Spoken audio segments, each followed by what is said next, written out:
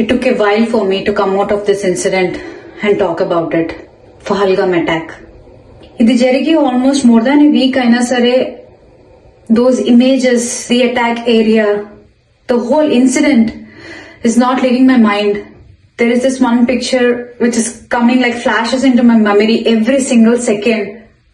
That young lady who recently got married, రెండు చేతుల నిండా గాజులు వేసుకుని అక్కడ కూర్చుని in front of her husband dead body. How horrifying it is.